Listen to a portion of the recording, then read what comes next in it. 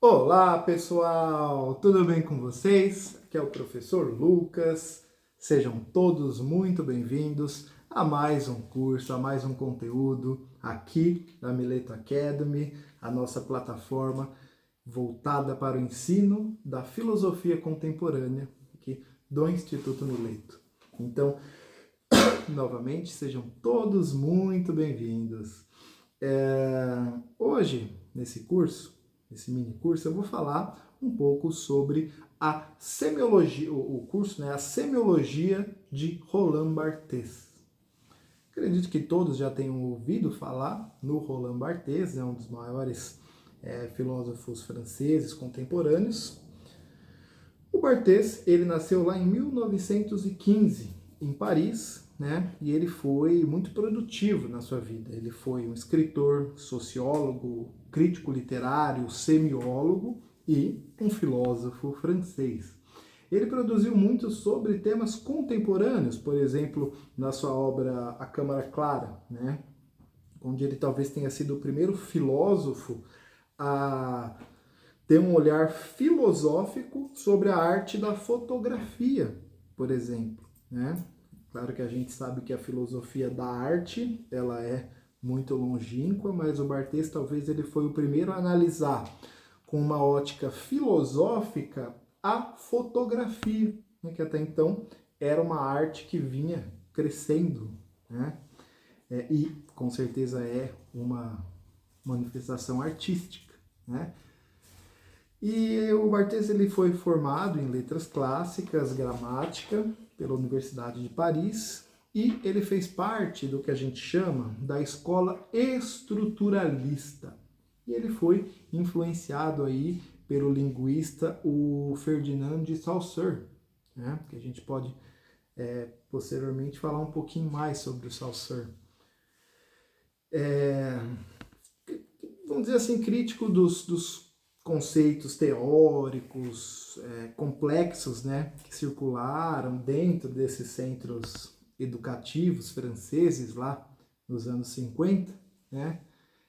Então, de 52 a 59, ele trabalhou um dos maiores centros científicos da França.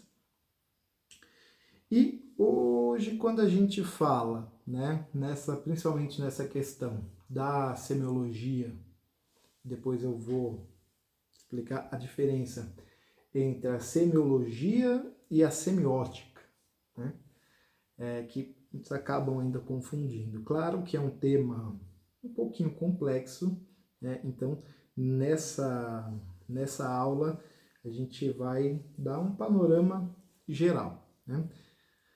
O Barthes ele usou aí, vamos dizer, a análise semiótica em revistas, propagandas, né? Um outro tema abordado pelo Barthes foi principalmente a questão da propaganda, da publicidade, sob esse olhar filosófico, né? E que dividia esse processo de significação, né, em dois momentos. Primeiro, o denotativo e o conotativo, tá? Importante a gente ter isso em mente. Denotativo e conotativo, né? O denotativo, vamos dizer assim, que como que eu vou tentar, igual eu falei aqui, numa maneira bem introdutória, né? Tratava o quê? A percepção simples, superficial até, né? E o conotativo, segundo, continha as mitologias, né? Um outro tema de estudo do Barthes foi na questão das mitologias, mas não nas mitologias puramente como narrativas históricas, mas os seus sistemas de códigos e signos que aquilo trouxe e trazia ao longo do tempo, né? Que são transmitidas e adotadas como padrões, arquétipos, né? Embora ele nunca tenha tratado bem isso como arquétipos, mas sim como padrões, né? Então, segundo ele, pessoal, esses conjuntos ideológicos, eles eram aí, às vezes, absorvidos despercebidamente, né? Então, são padrões que a gente acabava absorvendo de um modo despercebido, né? O que possibilitava e tornava viável o uso desses veículos de comunicação para, e aí é uma questão muito importante, tratada por ele, que é a questão da persuasão. Então, como os veículos de... O Barthes, antes de mais nada, ele é assim, ele é um filósofo do seu tempo, né? Alguns dizem até que à frente do seu tempo, porque que ele foi um filósofo inédito em muitas das suas concepções. Quando, por exemplo, tanto na questão da semiologia, quando ele escreve A Câmara Clara, tratando sobre a fotografia na perspectiva filosófica, no seu Fragmentos de um Discurso Amoroso, né, onde ele trata a questão do amor, até então não tratado de maneira sistemática pela filosofia, né, embora, claro, é um tema que sempre acompanhou muitos pensadores, desde talvez o último grande pensador que tratou essa temática do amor, talvez tenha sido Schopenhauer, né? Mas isso também já é assunto para uma outra aula, né? Só que o Barthes ele resgata essa questão do amor no Fragmentos, que diferente de outro, a gente vê vários filósofos, por exemplo, Montaigne, Schopenhauer, o próprio Nietzsche, né? Quando trata essa questão do amor como uma estrutura de sentimento humano. O Barthes, ele trata isso como um padrão, como uma forma mais atual, né? E talvez o que diferenciou ele, que quando outros filósofos talvez tenham criticado de maneira ferrenha o amor, como Schopenhauer, Montaigne, o próprio Nietzsche, né? Que nunca foi muito feliz nas questões do coração aí, entre vários outros, né? Desde a Grécia a gente vê Sócrates, né? O próprio Banquete, que começa com um discurso sobre o amor. Claro que o amor grego também é uma coisa muito mais complexa do que a nossa ideia de amor. Lucrécio, entre vários outros. Só que o Barthes ele trata o amor nessa questão como uma ode ao amor, né? Onde não é algo destrutivo à razão, muito pelo contrário, né? É algo construtivo. Fazendo um paralelo, né, nas suas obras, então, para o Barthes, vamos agora falar um pouquinho mais, entrando na questão mesmo. E todos os objetos, gestos e comportamentos podem ser considerados signos. E aí já entra a questão, não signo de Áries, Capricórnio, Leão, Sagitário, que é o que vem na ideia do senso comum quando a gente fala em signo, né? Mas signo como significado, como símbolo, né? Então, objetos, gestos, comportamentos podem ser considerados signos, ou seja, possuem um significado culturalmente construído, né? Os três pontos que eu falei, objeto, gesto e comportamento. Vou pegar um exemplo aqui, caneta, objeto, né? Eu dar tchau para alguém, tchau, é um gesto, né? E eu me declarar para alguém, obrigar para alguém, comportamento. Mas isso não são apenas ações, coisas ou objetos isolados, mas eles possuem um signo, ou seja, possuem um significado culturalmente construído, né? Por exemplo, se eu chego para alguém e faço assim, ó, sinal de joia, né? É um signo, um gesto, né? Significa ok, beleza. Só que agora se eu mostro o dedo, esse aqui, né, o dedo médio, se eu chego para alguém, mostro o dedo do meio, né, aquilo vai ter um signo, vai ter um significado culturalmente construído, simbolizando uma ofensa. Mas qual que é, quando a gente para analisar, até voltando um pouco em Kant, né, noomenicamente, né, qual que é a diferença entre esse dedo e esse dedo? Nenhum, né? Esse dedo aqui e esse dedo. Se eu chegar e fazer assim, né, ao hang loose dos surfistas, né, que é tipo, beleza, ok. Se eu apontar, ali, aqui, ali, dedo indicador, né? Significa um gesto de apontar. Se eu faço assim, joinha, ok, beleza. Agora, se eu mostro esse dedo para alguém, isso já vai simbolizar uma ofensa. Mas o que define os dedos da minha mão? Nada, né? Ou seja, são signos, né?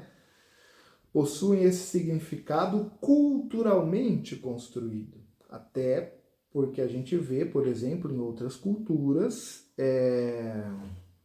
eu não vou me recordar agora ao certo, não sei se é na Turquia, eu não vou dar exemplo porque eu não vou me recordar, onde é o oposto, né? É uma ofensa você fazer, se eu não me engano, assim ou assim, tem um símbolo que é uma ofensa, mas em outras culturas não, né? Mas talvez o dedo do meio, esse que é um exemplo de um gesto, né, que simboliza essa ofensa. E isso é um signo. Isso é um signo, porque é culturalmente construído. Não existe nada que diz que esse dedo aqui é imoral e esse meu dedo aqui é moral. São dedos da mão, né? Ou seja, todos os gestos que eu construo, assim para concordar com alguém ou assim para ofender alguém, são signos culturalmente construídos, né? Então, um signo, pessoal, portanto, ele é composto o quê? Por um significante. Signo é composto por um significante, que é o quê? A forma física do signo, tá? Signo é o símbolo, vamos dizer, é o abstrato, né? O significante é a forma física do símbolo, né? E por um significado, que é o conceito ou a ideia que o signo representa, né? Estou pegando esse exemplo dos dedos da mão, que talvez seja um dos mais ilustrativos e fáceis da gente compreender esse conceito de signo, né? Então, significante, forma física do signo e significado, que é o conceito, a ideia que aquilo vai representar. Então, o significado de eu chegar e fazer assim para alguém é algo positivo, ok, beleza, joinha.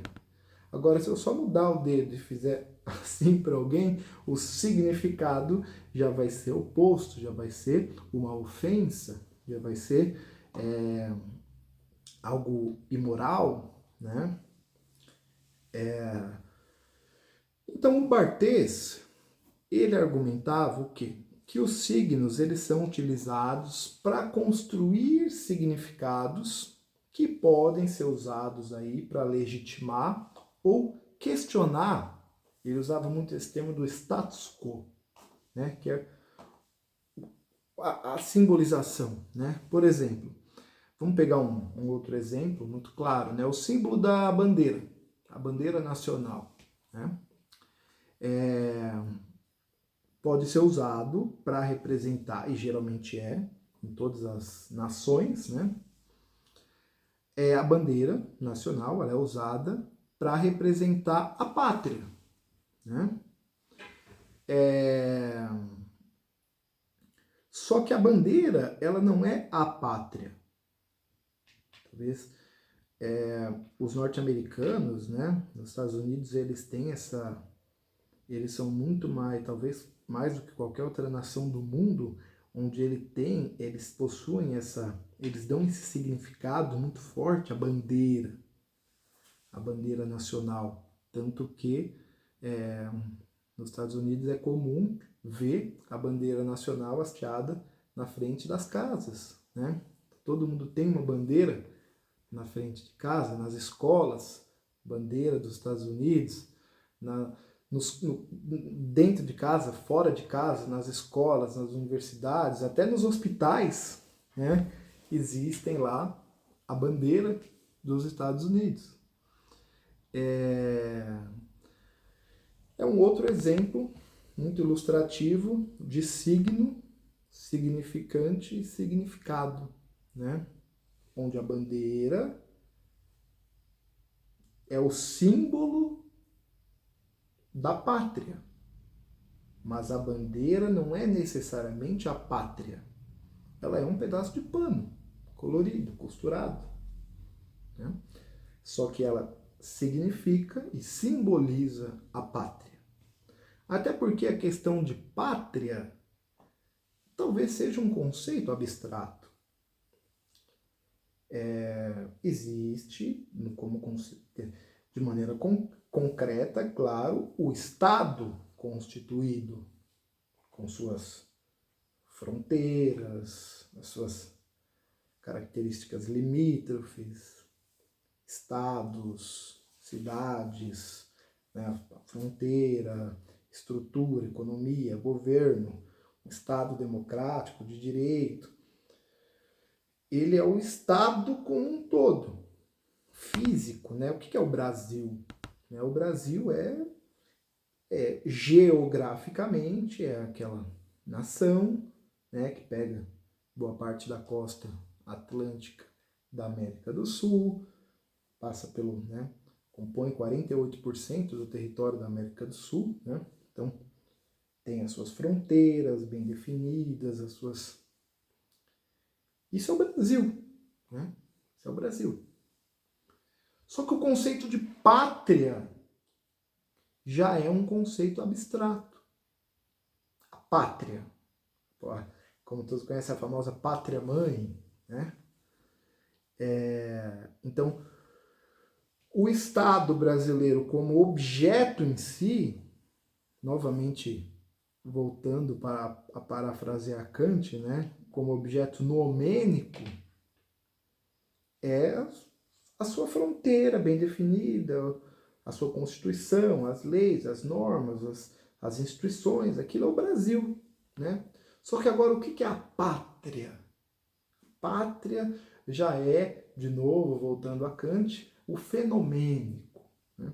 Ou seja, essa ideia, essa concepção. E é por isso que, tomando isso como exemplo, a bandeira tem esse signo, esse significado, signo, significante, significado da pátria. Embora a bandeira é um pedaço de pano, né? É um pedaço de pano, mas tem muitos países onde você macular a bandeira é um crime, né? Propriamente dito, não apenas antiético, mas um crime mesmo, né? Escrituras sagradas, por exemplo, pegar várias religiões, abraâmicas, tanto cristianismo. Vou pegar o exemplo aqui do islamismo, tá? Mas poderia pegar de qualquer outro. O Alcorão, né? O Alcorão é o sagrado, né? O livro sagrado dos muçulmanos. Mas não é o Alcorão livro, folha, né? Aquilo é um objeto. O signo, o significado, tá no que aquilo, né? No que aquele objeto, que é um livro, né? Folha impressa, só que é a palavra de Alá, né? Então ela é extremamente sagrada para os muçulmanos. Tanto que para os muçulmanos, por exemplo, antes de você abrir o Alcorão para ler, você tem que lavar a mão, higienizar a mão, né?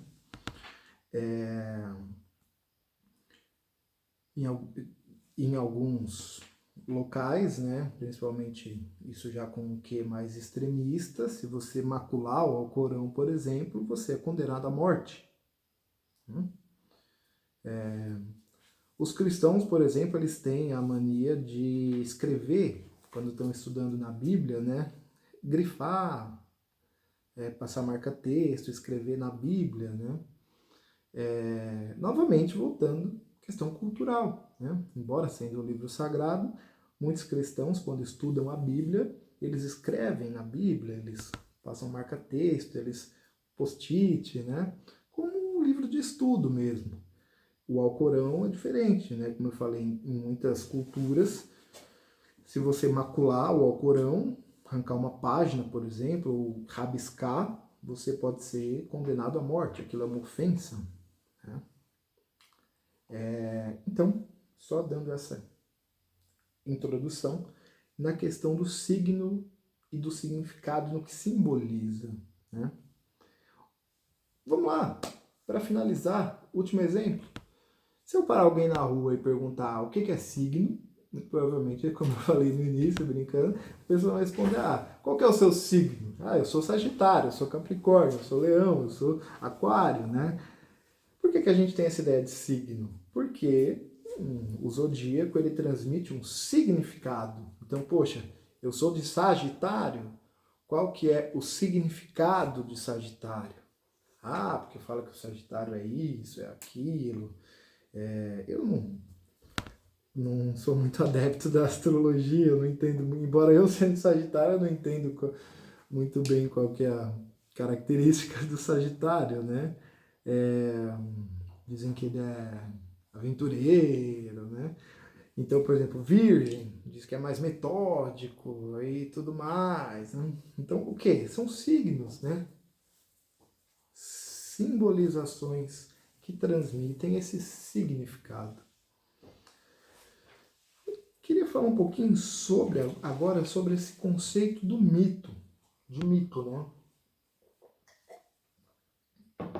Como eu disse, o Barthes ele também foi um assíduo estudioso da questão do mito e da mitologia, das mitologias, né? E no que elas simbolizam, porque também são signos, né? Então, o Barthes, pessoal, ele desenvolveu esse conceito do mito, né? Que é um sistema de signos, que o que? Naturaliza e legitima essas relações de poder. Como assim? Vou explicar. Os mitos, eles são o quê? Frequentemente transmitidos através da cultura popular, né? E algo que, quando a gente fala na questão de mitologia, e aí olha só como isso viajou ao longo do tempo até a atualidade, né? Claro que quando a gente fala nas construções mitológicas, que são narrativas fascinantes, né? O professor Caio aqui também do Instituto, ele é um assíduo estudioso das questões das mitologias, né? Eu acho fascinante a grega, a romana, né? Que bebeu muito da grega, bebeu basicamente a garrafa inteira. E mais várias, a nórdica, Cara, fala umas mitologias aí boas. Egípcia, né? Ele tá aqui do lado. Então, pessoal, a gente. Yorubá, né?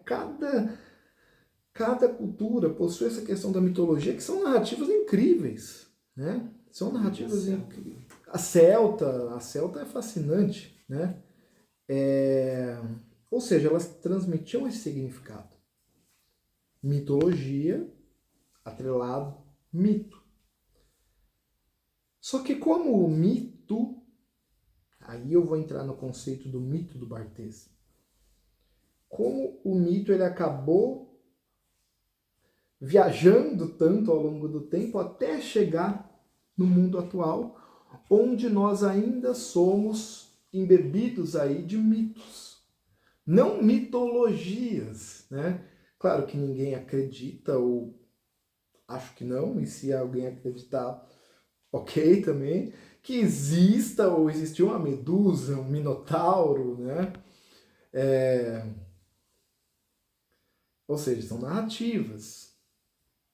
Mas, quando fala nessa questão do mito, por exemplo, que está enraizado e arraigado no moderno, um exemplo é o mito da beleza, né? O mito da beleza, né? Ou seja, a beleza ideal.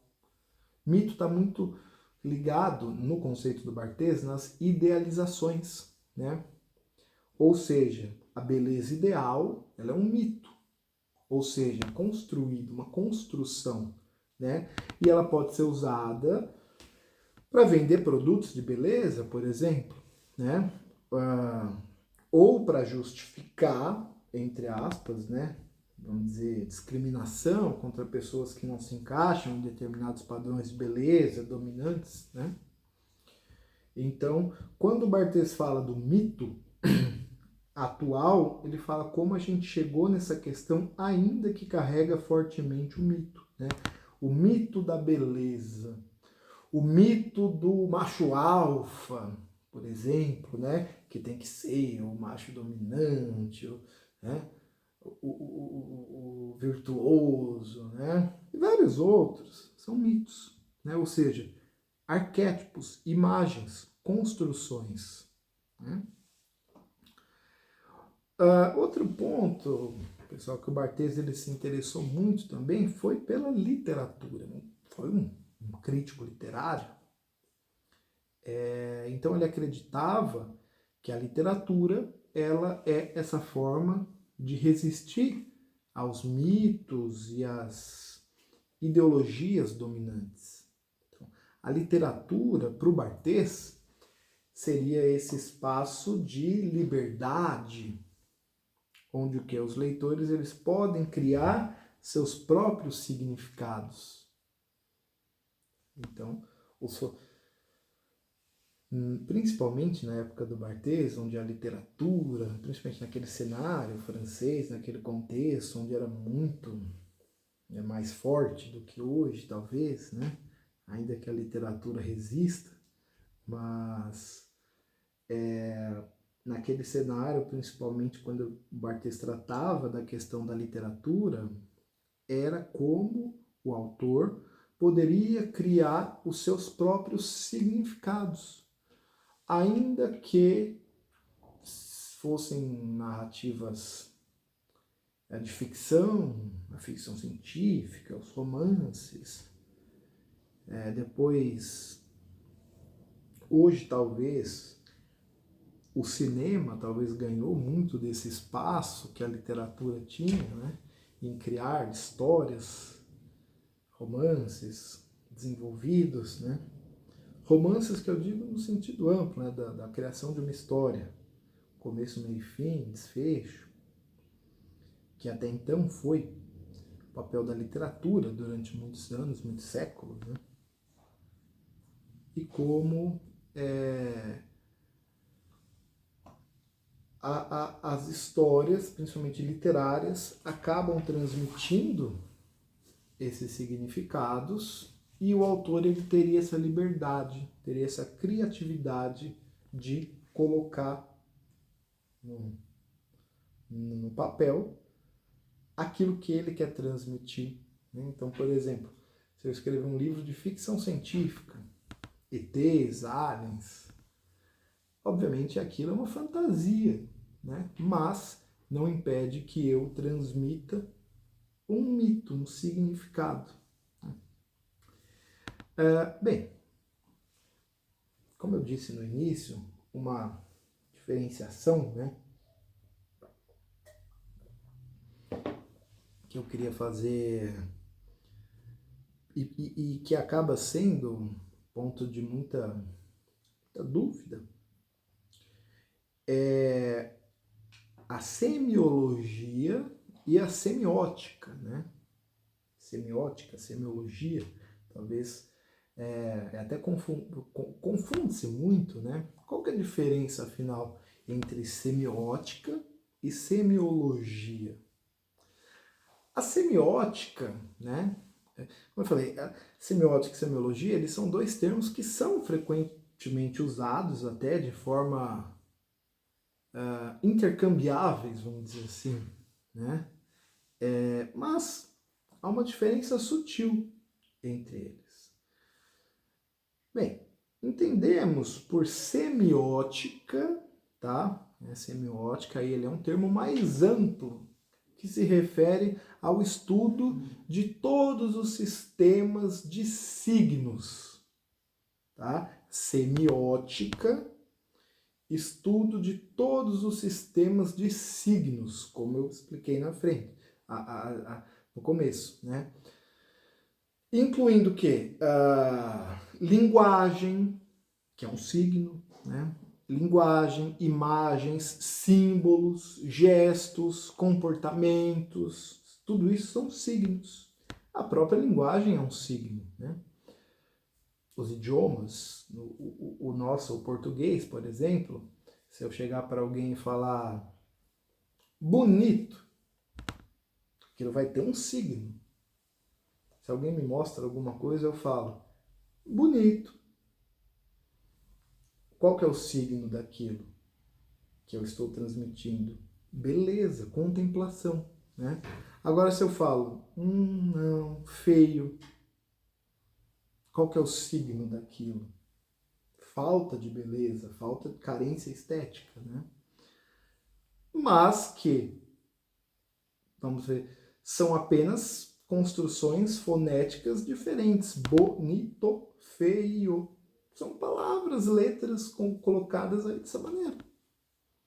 Né? Isso é linguagem. Quem foi que falou que a palavra bonito lá ia significar contemplação estética? E que a palavra feio ia significar falta de beleza? Né? E se fosse o contrário? E se a palavra feio significasse algo maravilhoso e a palavra bonito significasse algo horroroso? Então isso é signo, isso é linguagem. Como eu falei, a semiótica ela vai estudar todos esses sistemas de signos, linguagem, imagem, símbolos, gestos, comportamentos, né? Que também, comportamentos também não deixam de ser signos, né? Mas enfim. Agora, a semiologia, ela já é um termo mais específico, tá? Que se refere ao quê? Ao estudo dos sistemas de signos da comunicação humana, e especialmente a linguagem, tá? Então, a semiótica, ela tem um caráter mais amplo de todos os sistemas significantes. Linguagem, imagem, ação, gesto, símbolo, comportamento. Semiologia é esse termo mais específico, que se refere ao quê? A esse estudo dos sistemas de signos da comunicação humana, especialmente a linguagem. Tá? Então, a semiologia ela vai tratar muito da questão da linguagem. Tá?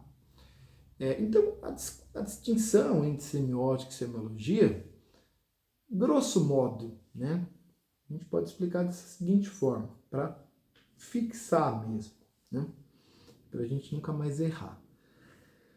Semiótica, vamos dizer, ciência geral dos signos.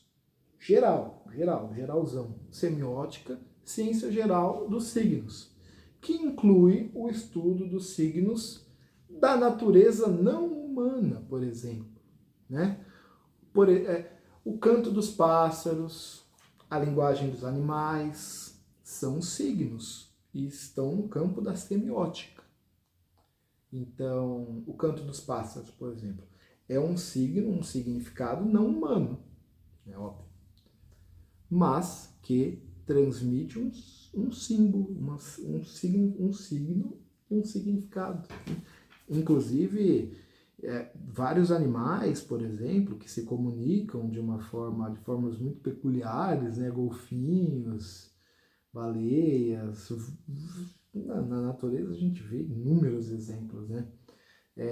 Da comunicação animal. Embora a gente ache que os animais eles só emitem o som característico deles, o cachorro late, o gato mia, e é isso, não. Em muitos animais há sim uma forma de comunicação propriamente dita. Não humana, claro, né? Mas que tem significado. Então, a partir do momento em que um golfinho emite um sinal de comunicação para o outro golfinho, aquilo não deixa de ser um signo. Entendeu? Então, tudo isso no campo da semiótica. Semiótica, sentido geral, comunicação, signos no geral. Semiologia, ciência humana que vai além, vamos dizer, da linguística. Estudando o quê? Aí já é um conceito, tá, pessoal, que eu vou usar, depois eu posso desenvolver um pouquinho mais, que a gente chama na semiologia de fenômenos translinguísticos, né?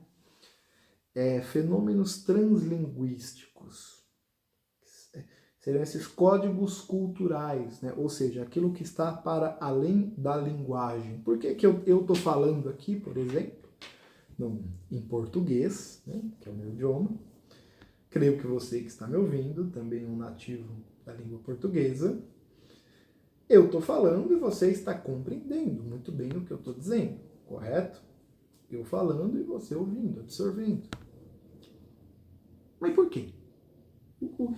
Sendo que o que eu estou emitindo aqui são construções através das minhas cordas vocais, no meu abrir e fechar de boca, que eu estou transmitindo um som. Um som. Mas que vocês estão compreendendo o que eu estou dizendo. Por quê? Fenômeno translinguístico, textual, né? Código cultural. Um idioma nada mais é do que um código cultural. Se eu chegar, por exemplo, e observar dois japoneses conversando na minha frente, eu não vou entender patavinas do que eles estão falando. Se eles estão me xingando, não entendo, né? Então eles estão transmitindo o significado deles no idioma deles, no código cultural deles, né? Se eu ver, se eu querer assistir um discurso de alguém em russo, em chinês, né? Não vou entender nada. Ou seja, mas aquilo está inserido em um código cultural. Os nativos daquele idioma compreenderão perfeitamente. Assim como, supondo que se tivesse um japonês aqui do meu lado que nunca teve contato com a língua portuguesa, ele não ia estar entendendo nada do que eu estou falando. Então, a gente fala essa questão translinguística, o textual, né? O código cultural. Agora que a gente já sabe claro, igual eu disse, tá, pessoal? Lembrando que isso aqui é uma aula introdutória, conceito. Nosso objetivo é trazer uma compreensão inicial, tá? Mas agora que a gente já sabe essa diferenciação entre semiótica e semiologia e semiótica, quero falar um pouquinho sobre o início, ou melhor dizendo, a criação da semiótica, né? Que foi fundada pelo americano, que talvez muitos já tenham ouvido falar, que é o Charles Sanders Peirce, lá no século XIX. Então o Peirce, ele definiu a semiótica como sendo essa ciência que estuda a vida dos signos. Como eu já muito bem expliquei, signos, algo que transmite um significado. Significado vem de signo, né? Significado, né? Então ele argumenta o quê? Que os signos, eles são essenciais para a comunicação e para a construção de um significado, né? Então, semiótica, fundada lá no século XIX pelo Charles Sanders Peirce.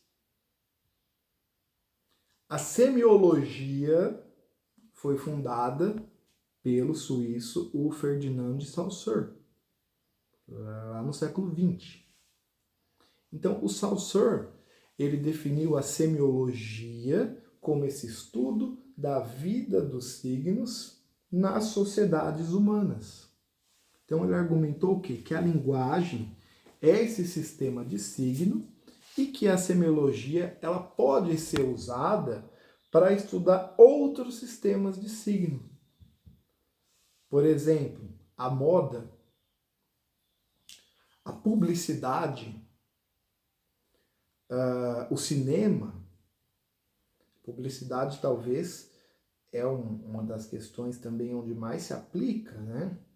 Tanto que nos cursos superiores de publicidade e propaganda, existe como, no componente curricular, como disciplina, semiótica e semiologia, né? Embora os estudantes detestam, né? Porque é algo muito filosófico, vamos dizer assim, teórico, mas faz parte, por exemplo, da grade curricular de muitos cursos de publicidade, semiótica e semiologia. Por quê? Como eu disse, são sistemas de signos. A moda é um sistema de signo. A publicidade é um sistema de signo. O cinema, a arte, né? Então, quando alguém fala, essa roupa tá na moda, ou nossa, essa roupa já saiu de moda, o que é? É roupa, é pano. Mas aquilo tudo é pautado nesse grande sistema de signo, né? Se eu sair com uma pochete na rua, né? Quem lembra da pochete? Quem não lembrar é porque eu tô ficando velho. Talvez hoje a pochete já saiu totalmente de moda, né? Mas lá nos anos 80, no final dos anos 80, anos 90, todo mundo saía de pochete na rua, né? Aquilo era moda, estava na moda. Hoje, se eu sair de pochete na rua, eu estou fora da moda. Mas, se a gente for parar para ver estruturalmente, é apenas um acessório para eu guardar meus pertences, igual uma bolsa, uma mochila ou qualquer outro, só que menor. Tá, mas é um acessório que eu posso lá guardar minha chave, minha carteira, cartão. Só que está fora de moda. Então, para ver como a moda está inserido nesse sistema de signo, né? Então, como eu falei, a semiótica ela é essa disciplina acadêmica, interdisciplinar, né? Que ela é aplicada numa ampla gama de cursos superiores, né?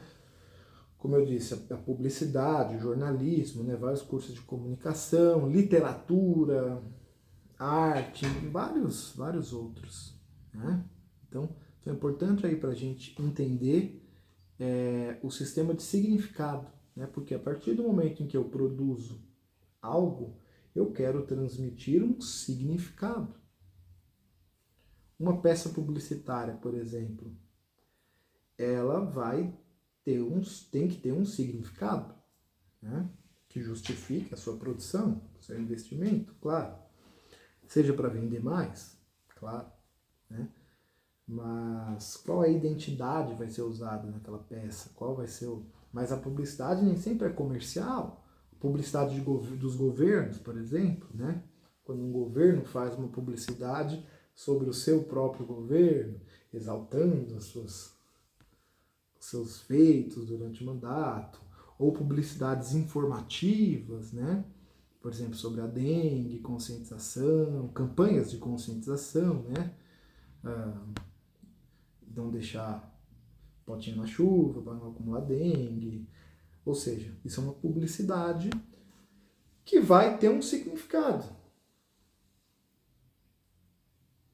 Obviamente, a grande massa no mercado publicitário é o de relação consumo, né? Com viés econômico. Então, se eu quero fazer uma publicidade da minha empresa, seja contratar uma agência específica ou um departamento próprio de marketing, para eu querer vender, vamos supor que eu trabalho na BIC, né? De novo o exemplo da caneta, sempre uso. Né?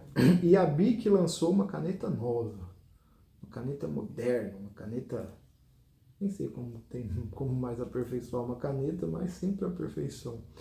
E aí lançou essa super mega Master Blaster caneta nova, né? Então, o que eu vou fazer? Eu preciso contar para os outros que essa caneta foi feita e está à venda. E o que é isso? É a publicidade, né? A publicação, né? A publicidade, por exemplo, o termo, né? O conceito em si surgiu na Igreja Católica, né? Quando o Papa queria disseminar conceitos da doutrina, iniciou-se a publicidade na igreja, né? Ou seja, a questão da publicidade ela é muito antiga, né? Então eu preciso contar para os potenciais consumidores que essa caneta foi feita e está à venda nas lojas, né? E como que eu vou contar? Através de peças, propagandas, ou seja, significado, né? Se eu chegar para alguém, dificilmente uma publicidade vai estar estampada assim, compre uma caneta BIC, né? Embora a Coca-Cola fez muito isso, né? Final dos anos 70, 80, muitas propagandas da Coca-Cola, elas eram diretas. Elas não tinham elementos tão criativos, né? Era simplesmente uma estampa escrito beba Coca-Cola, né? Porque aquilo tinha um significado direto, né? Diferente, por exemplo, quando a gente vê o comercial da Coca-Cola de Natal, né? Todo mundo conhece o do ursinho polar tomando uma garrafinha de coca. Aquilo, ambas são publicidades, né? Mas a partir do momento em que eu faço uma peça publicitária, numa animação, com urso polar, com garrafinha de refrigerante, né? Aquela musiquinha de Natal, toda aquela coisa bonita, né? O Papai Noel, a carreta da Coca-Cola. Eu quero divulgar a minha marca, eu quero, obviamente, com viés econômico, fazer que as pessoas consumam mais o meu refrigerante. Mas também, ao mesmo tempo que eu estampo uma publicidade direta, beba Coca-Cola. Ambas são diferentes, mas iguais em significado, né? Claro que, como eu disse, pessoal, isso aqui é uma introdução, tá? Seria um conceito de estudo muito amplo. Tanto que na própria obra do Barthes, né, Elementos de Semiologia, que foi publicado lá em 1964, ele apresenta o quê? Essa introdução no campo da semiologia, né? Novamente, que estuda os sistemas de signos. Então, o Barthes ele parte do princípio que a semiologia ela é aí uma extensão da linguística, né? Linguística no sentido não do idioma, que é o que geralmente a gente associa, mas no sentido de comunicação, né? Por isso, como eu disse, Barthes e a própria semiologia, a semiótica, são muito frequentemente estudadas em escolas de comunicação, né? Então, quando a gente estuda esses elementos dos signos na linguagem humana, né? Então, nessa obra de 64 do Barthes, 1964, tá? Bem recente até, recente, mas filosoficamente numa linha temporal até que é recente, né? Esses elementos da semiologia, essa obra de 64, ele define essa semiologia como essa ciência que estuda os sistemas de signos, né? É um livro que eu indico muito, tá, pessoal? Eu indico bastante. para quem quer. É um livro bem introdutório, tá? Muito complexo não. Então esse livro ele está dividido em 4 partes, né? Que são as noções preliminares, que é essa introdução, o signo, né? O conceito do signo, e aí os 2 últimos, que são... O nome pode assustar um pouquinho, mas não tem nada de complexo, vocês vão entender, né? A terceira parte, né, que é o que ele chama de estruturas sintagmáticas,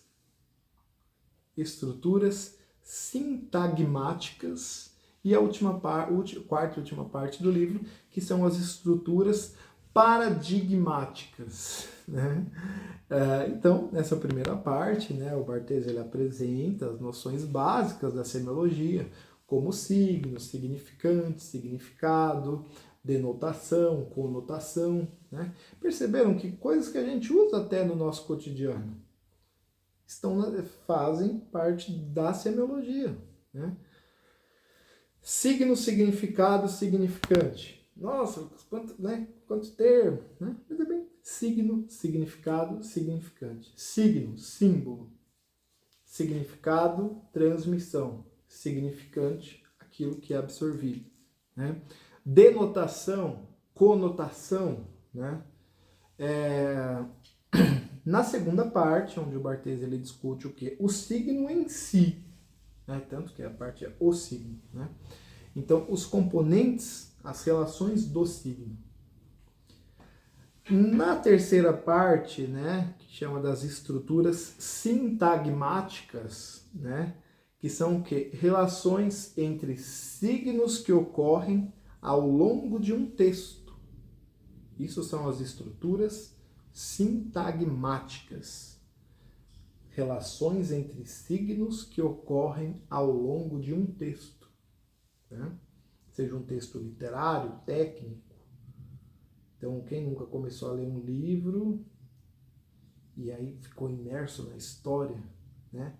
E aí depois acabou tendo um plot twist aí, ou seja, são essas relações que ocorrem ao longo do texto, que são, o nome pode assustar, mas é bem simples, estruturas sintagmáticas, tá?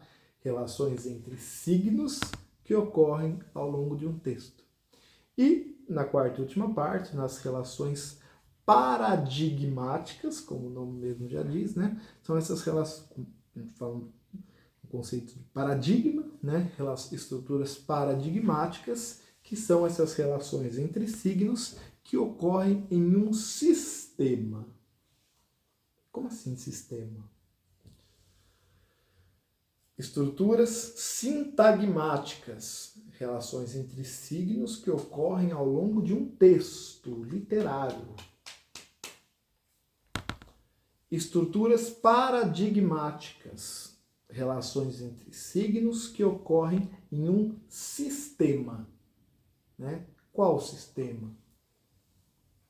Qualquer um das dezenas de milhares de sistemas que existem no mundo e no qual nós estamos absorvidos, né? Sistema no sentido sistemático, né? Claro que, se eu for explicar os pormenores dessas estruturas, vai levar um tempo, mas, como eu falei, o objetivo daqui é ter essa ideia introdutória, tá? Sintagmática, texto. Estrutura sintagmática, texto. Estrutura paradigmática, sistema, né? Então o Barthes, pessoal, ele argumenta o quê? Que a semiologia é essa disciplina muitíssimo importante para a compreensão da cultura humana. Então ele afirma o quê? Que por meio da semiologia a gente pode entender como os signos são usados para comunicar significados, entendeu? Como os signos são usados para comunicar significados e como eles podem ser usados para construir, até como nas palavras do próprio Barthes, discursos ideológicos, né? A própria questão da ideologia ela é totalmente filha dos signos, né? Uma ideologia nada mais é do que um signo, né? Então, só para fazer uma breve revisão, né? De novo desses conceitos apresentados pelo Barthes, tá? Nos elementos de semiologia. E, igual eu falei, mais uma vez, tá, pessoal, repetindo, essa aula tem o objetivo de ser introdutório, porém definitivo, né? Então, muita gente já chegou para mim e falou: nossa, Lucas, eu nunca entendi. Pessoas até do campo da filosofia, né? Eu nunca entendi esse negócio de semiologia, semiótica. Que negócio chato, nunca entendi nada, né? Então, aqui, embora a gente não vai entrar em detalhes, mas eu quero que seja, vamos dizer assim, uma aula definitiva sobre esses conceitos, tá? Então, mais uma vez, passando por uma revisão. Signo. Signo. Unidade composta de um significante. O que é o significante? É o aspecto material do signo, né? E um significado, que é o conceito ou ideia associado ao significante. Signo, significante e significado, né? Signo, tá aqui. Ela é sempre composta de um significante. Todo signo é uma unidade composta de um significante. Significante, aspecto material do signo. Material, né? Como eu dei o exemplo de se isso é positivo, é um joinha, e eu mostrar o dedo do meio é negativo, é uma ofensa, né? Não só para nossa, mas para várias culturas, né? E o significado, por fim, né? Tudo desemboca na questão do significado, que é o quê? Esse conceito ou ideia associada ao significante. Lembra? Significante, aspecto material do signo. Joinha. Opa! Se alguém só me mostra alguma coisa, Lucas, o que você achou disso? Tá bom, eu? Só faço isso. Não expresso nenhuma palavra. Só faço o thumbs up, né? Sinalzinho para cima. Significante. Aspecto material do signo. Ô, Lucas, o que você achou do meu... O que você achou do meu texto? Do meu cabelo? Não texto, porque eu teria que ler, né? Olha, fiz um corte novo de cabelo. O que você achou? Eu? Parece um pouco grosseiro, né? Mas se eu só fizer assim... Joinha. Significante. Aspecto material do signo. Ok. Significa que aprovado. Significado, que é o conceito final, né? Significante, aspecto material do signo. Significado é o que isso significa, né? Olha, cortei o cabelo, fiz um corte novo, o que você achou? Aprovação, ou seja, o significado disso é que eu aprovei. Então esse é o conceito associado ao significante. Agora, o que você achou do meu cabelo? Thumbs down, né? Não aprovei. Mas vocês perceberam como eu não emiti nenhuma palavra? Eu não falei nada, nada, boca fechada, né? Mas a minha mão simbolizou esse signo. Mão para cima e mão para baixo, ambos são significantes. Só que o significado do joinha para cima, ok, aprovado. Significado do joinha para baixo, desaprovado, né? Como eu dei o exemplo, mostrar o dedo do meio para alguém, é um significante. Mas o significado daquilo vai ser uma ofensa, né? Dois termos também, pessoal, que talvez está presente até no nosso vocabulário, né? Mas na questão semiótica, né? Quando a gente fala de denotação e conotação, tá? Na questão semiológica, tá? Perdão. Denotação e conotação. tá? O que é denotação? O significado literal de um signo, tá?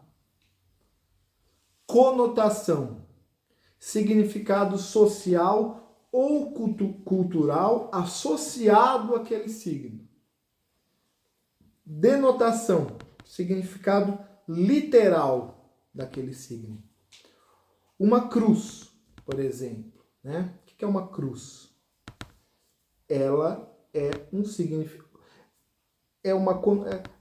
Antes de eu falar, eu quero fazer um exercício aí com você, tá? Para pensar comigo. Uma cruz esculpida em madeira, né? Ela é uma denotação, ou seja, ele tem um significado literal, ou ela é uma conotação, tem um significado social? Uma cruz, ela é uma conotação, né? Ou seja, é aquele significado social, cultural, associado que é o cristianismo. Uma cruz esculpida em madeira, como um enfeite, uma peça, é um símbolo de conotação, ou seja, o significado daquilo é social e cultural, pelo cristianismo, né? Alguém que nunca, por exemplo, uma tribo indígena isolada, que nunca tenha tido contato com a ideia de cristianismo, uma cruz para ele talvez é 2 pedacinhos de madeira paralelo e perpendicular, só isso, né? Agora, denotação é o significado literal de um signo, né? Que aí, por exemplo, a palavra, a linguagem. Se eu chego para você e falo bonito, bonito, é o significado literal daquilo, né? Bonito, bonito é bonito, é o belo, eu estou transmitindo isso literalmente, né? Tem um outro contexto, tá? Mais uma vez, tá, pessoal? De novo, né? A questão entre conotação e denotação, claro que tem muitos aspectos e variantes, mas o objetivo dessa aula é ser introdutório, tá? Mas, se vocês gostarem, futuramente a gente pode trazer mais conteúdos mais detalhados. Outro ponto importante na semiologia é algo que se chama sintagma. Sintagma. O que é um sintagma? Sintagma é uma sequência de signos que formam um texto ou uma mensagem. Sintagma. Essa sequência de signos que formam um texto ou uma mensagem. Quer um exemplo mais atual e impossível de um sintagma? Os emojis, né? Usados aos montes nas redes sociais, nos aplicativos de mensagem, né? Emojis são exemplos de sintagmas. Então, o emoji, né? O emoji, ele é um desenho, né? Um desenho, né? Mas que tem um signo, tem um significado, né? Então, por exemplo, se eu envio um emoji de um bonequinho dando risada, né? Não é só um desenho de um bonequinho rindo. Eu tô querendo passar um significado para quem vai receber aquela mensagem de que eu estou compartilhando daquele estado de espírito, rindo, né? Alguém me manda algo engraçado, né? Se eu responder com aquele emoji do menino chorando, né, do bonequinho chorando, vai significar o quê? Que eu tô triste, Então, você entendeu? O emoji nada mais é do que um sintagma. Então, essa sequência de signos que formam uma mensagem, né? Para os 18 mais até, né? Quem envia para o outro aquele emoji de um foguinho, uma berinjela e um emoji com a linguinha para fora. O foguinho, o emoji da berinjela e o outro bonequinho, o emoji com a linguinha para fora. O que isso significa, pessoal? Todo mundo sabe, né? Tem a conotação sexual, pô. Mas, pô, são 3 emojis só.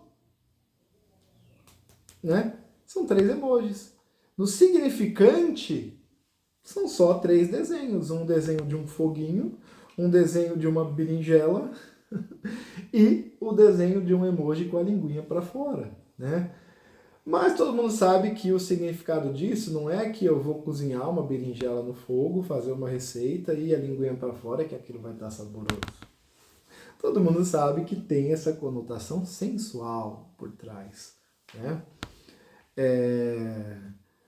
Então, isso é o que a gente chama de sintagma. Isso é o que a gente chama de sintagma. Sequência de signos. Lembra, um emoji é um signo. Não é só um emoji em si. Ele não é só um desenho isolado.